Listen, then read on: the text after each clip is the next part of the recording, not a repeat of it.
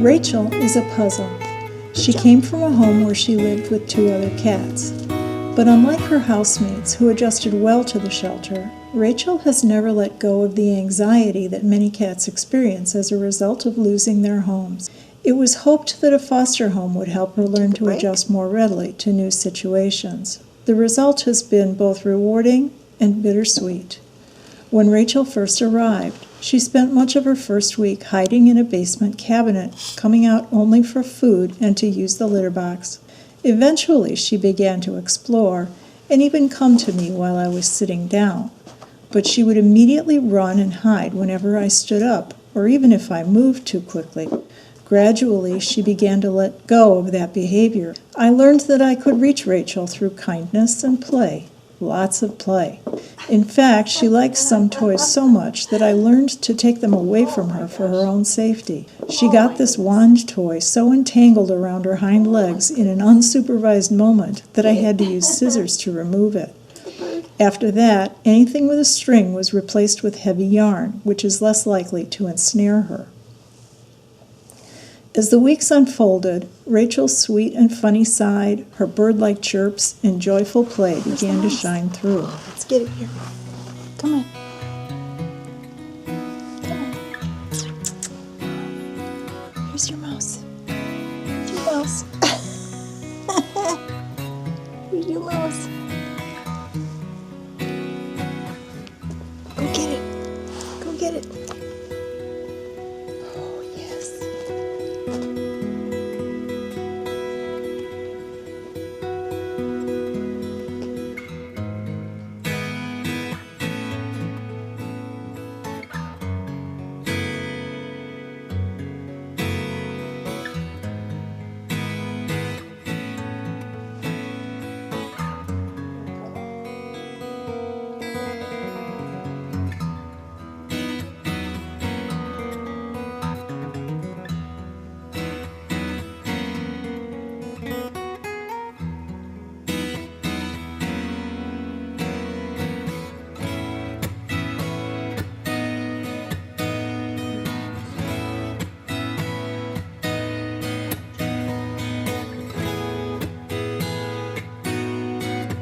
What you doing?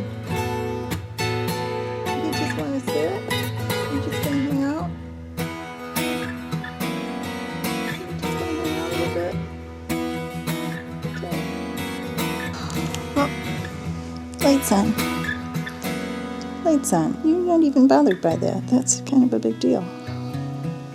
You're not even like afraid of this camera.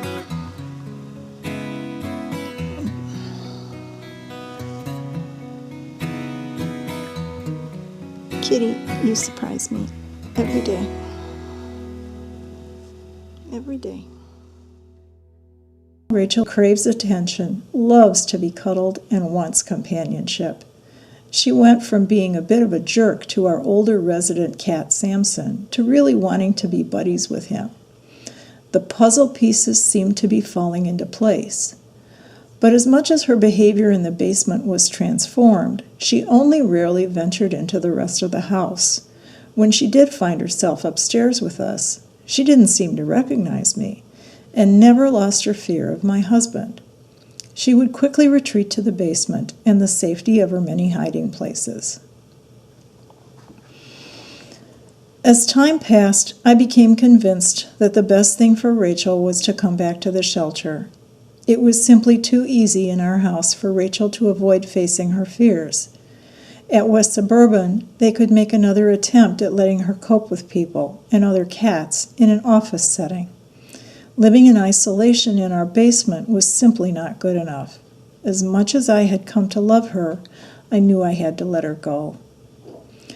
Now Rachel is on to another chapter in her life, back at the West Suburban Humane Society. There, everyone will do all they can to help solve the puzzle that is Rachel. And this beautiful, quirky little girl is worth every bit of effort it will take.